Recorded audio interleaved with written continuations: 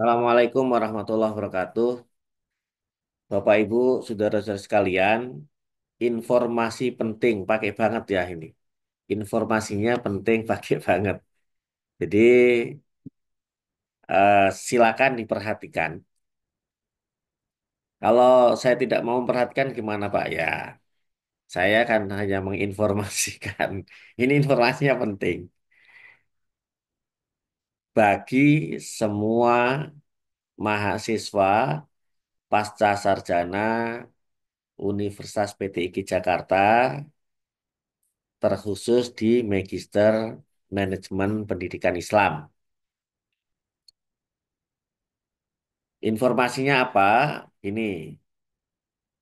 Jadi ada hal-hal yang perlu Bapak Ibu ketahui dan ini sesungguhnya mengingatkan kita semua sih ya, mengingatkan semuanya agar ya Bapak Ibu bisa melakukan hal-hal yang seharusnya dilakukan gitu ya. Baik, pertama begini ya.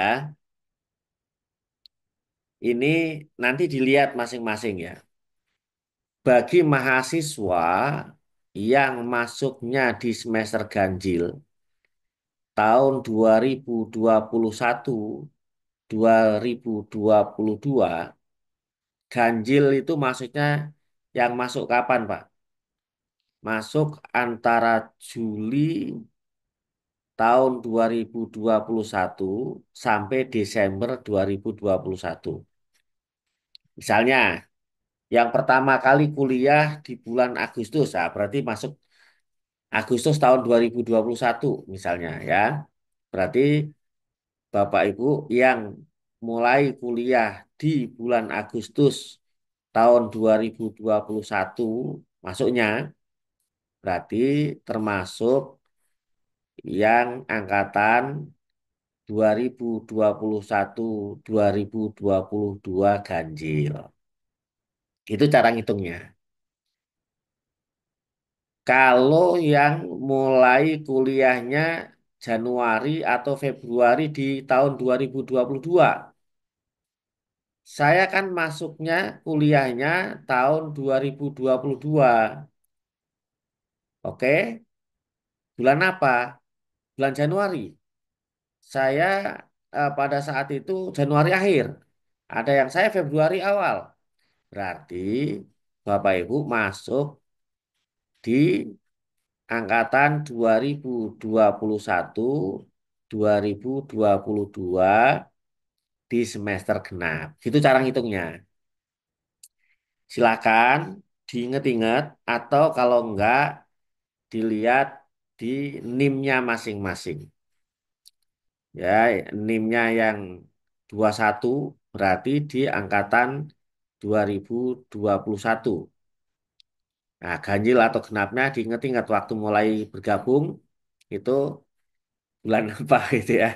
Karena eh, saya ketemu beberapa teman ada yang seperti tadi dia ingatnya saya masuknya Januari Pak. Januari 2022. Kenapa saya angkatan 2021? Hai, Anda angkatan di 2021 hanya masuknya di semester genap. Makanya kuliahnya di bulan Januari 2022 gitu ya. Dan seterusnya. Nah, masa studi magister itu paling sedikit 4 semester ya. Jadi yang tadi masuk 2021, 2022 ganjil sudah bisa lulus di tahun 2020 di 2023 genep ya di sini di genepnya sini. Kalau ini masih kuliah kemarin berarti di akhir semester setelah UAS itu nanti bisa mengikuti ujian tesis. Biasanya ada jarak waktu setelah UAS itu masih masuk di semester sebelumnya. Nah, sekarang nih tahun ini, saya bicara ini tanggal 4 bulan Februari tahun 2025. Saya bicara sekarang ini. Berarti saya, ah, ini ya, Februari berarti saya sedang bicara di semester genap tahun 2024 2025. Saya bicara di semester genap ini. Nah, kalau masa studi tadi saya sampaikan minimal 4 semester, memang maksimalnya berapa, Pak? Maksimalnya 8 semester, maksimal 8 semester ya. Kalau hitungan tahun, minimal 2 tahun, maksimal 8 tahun. 8 tahun, maaf. Maksimal 4 tahun, minimal 2 tahun, maksimal 4 tahun, karena 8 semester ya, maaf ya.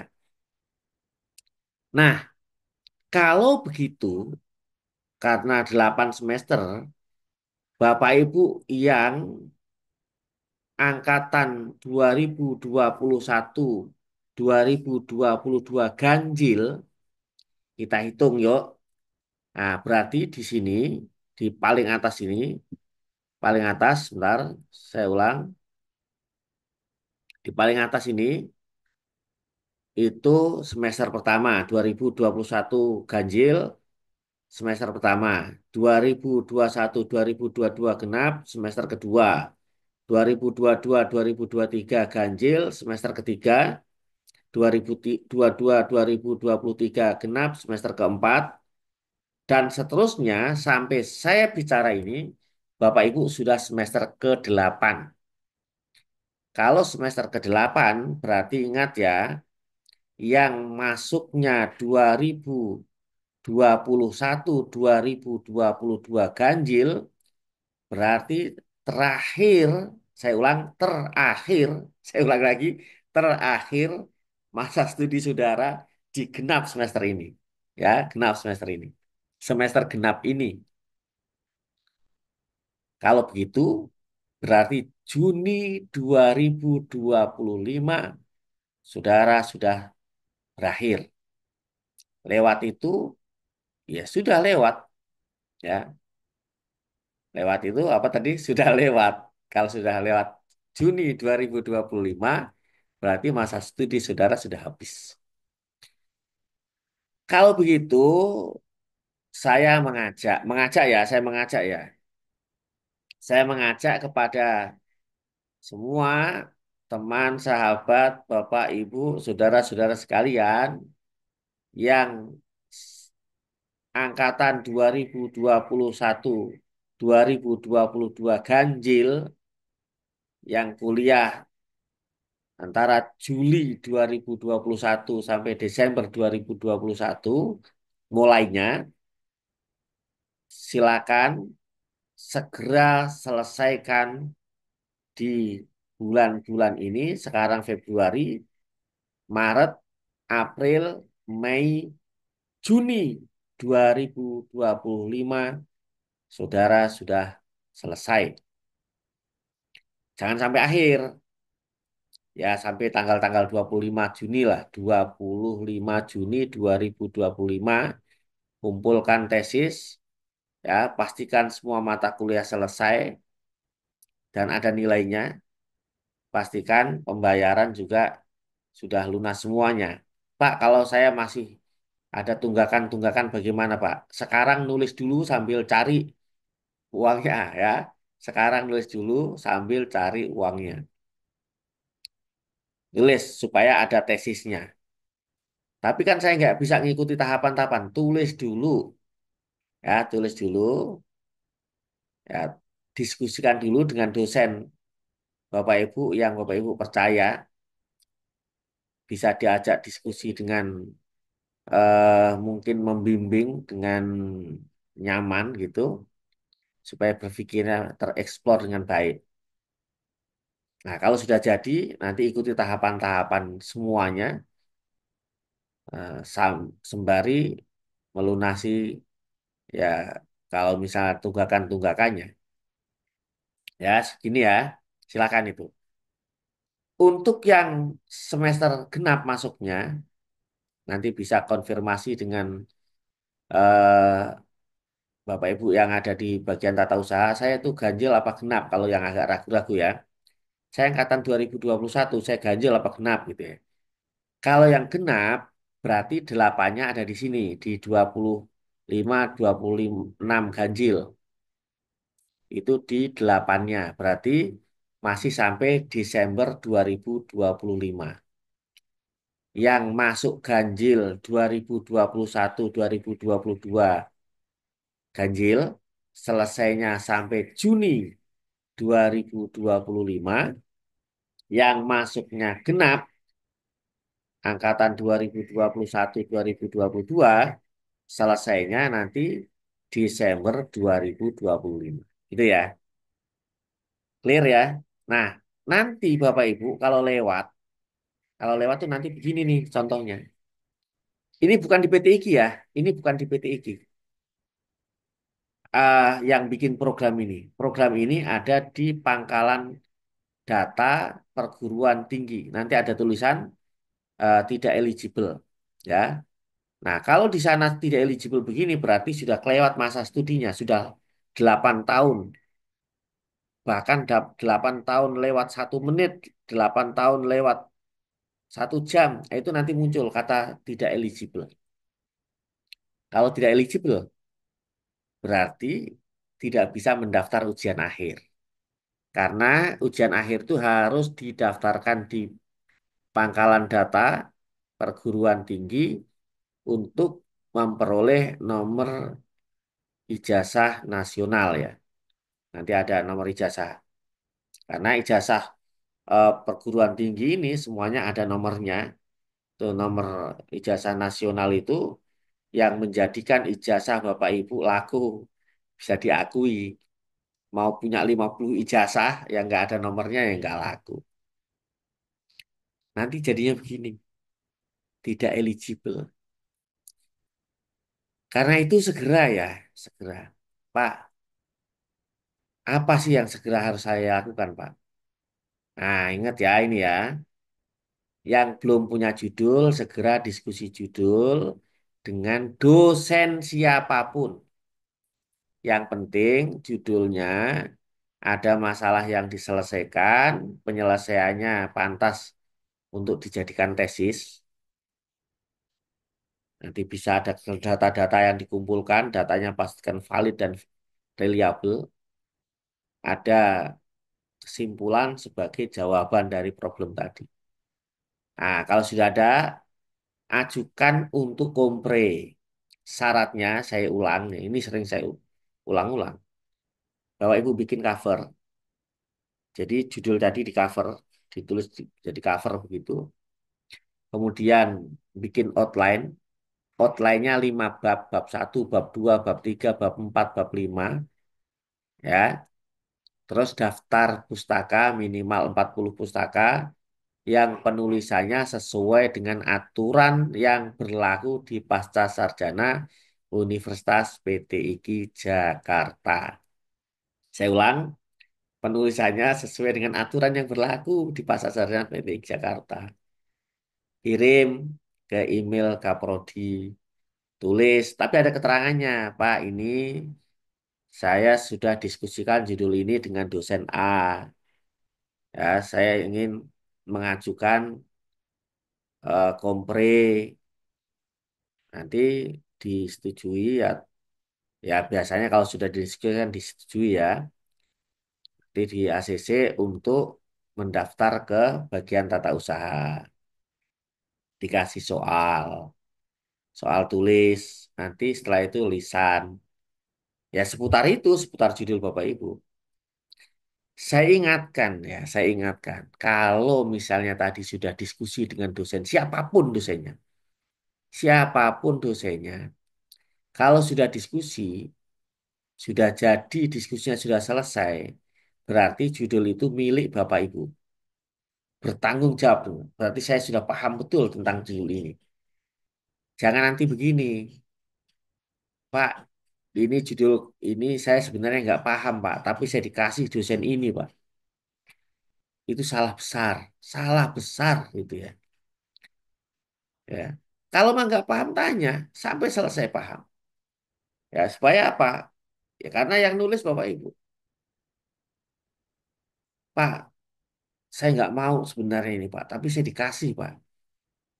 Dia ngomong dong, Bapak saya nggak ngerti yang ini tuh nggak ngerti, atau Bu saya nggak ngerti yang ini. Apa sih maksudnya judulnya apa? Setelah diskusi matang, ya sudah. Berarti itu judul sudah menjadi milik Bapak Ibu sebagai penulis. Saya ulang, jangan sekali-sekali menyalahkan orang lain atau merasa tidak paham karena dipaksa untuk menulis judul itu. Jangan, jangan rasa terpaksa lah. Nulis itu kalau terpaksa nggak enak, tidak tereksplor juga. Ya, jadi ini sudah judul saya. Apalagi kalau misalnya dikasih sama misalnya siapa Kak Prodi ngasih, wah, Bapak Ibu diam, dikerjakan.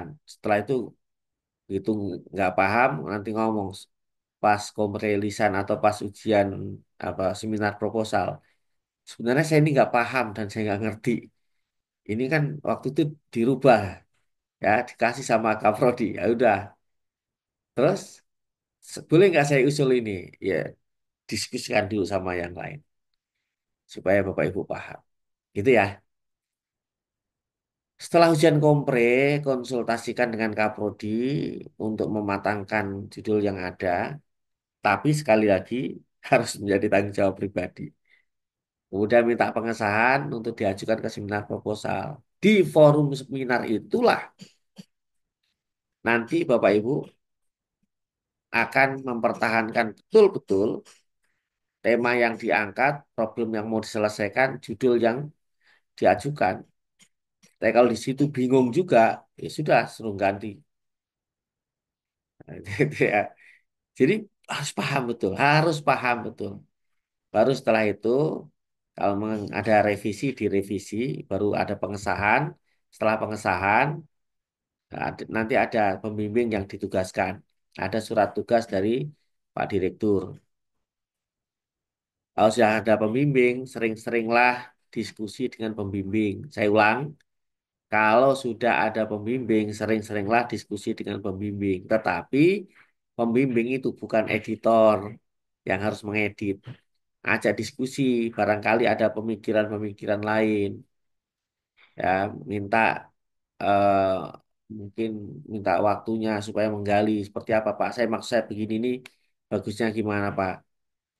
Arahnya gimana Pak? Ini begini begini. Oh, saya masih belum paham Pak gimana. Jadi itulah itu diskusi. Ya, setelah ada pembimbing, penugasan pembimbing, suratnya nanti serahkan ke pembimbing, nulis bab 1 sampai bab 3 nanti ada ujian progres 1. Tentunya atas izin pembimbing sudah kamu ujian progres sana, yang progres 1 nanti bab 4, bab 5, 45 itu nanti progres 2. Setelah selesai semua uji plagiarisme di dicek dulu tingkat plagiasinya berapa. Boleh maksimal 30, maksimal ya 30% karena ada ayat-ayat Quran apa itu. Nanti setelah itu minta pengesahan sama pembimbing, minta pengesahan kaprodi, baru ujian tesis ya. Setelah itu kalau memang harus ada perbaikan, perbaiki segera karena waktunya biasanya cukup singkat untuk perbaikan ini. Tapi saya ingatkan, Bapak Ibu, ujian tesis jelek atau bagus tulisannya, kalau memang harus ada perbaikan, ya perbaikan.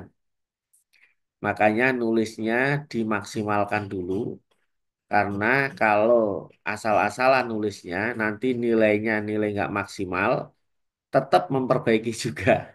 Ya, sudah nilainya nggak maksimal, memperbaiki pula. Ya, sama, kalaupun nilainya maksimal, ada sedikit-sedikit perbaikan pula. Setelah itu, sebagai bentuk apresiasi, kemudian Bapak Ibu perlu menerbitkan. hasil penelitian ini di jurnal dan di buku yang ber-ISBN supaya bisa dinikmati banyak orang. Terima kasih ya. Tolong betul-betul ini perhatikan. Yang lewat nanti ya sudah lewat. Sudah. Assalamualaikum warahmatullahi wabarakatuh.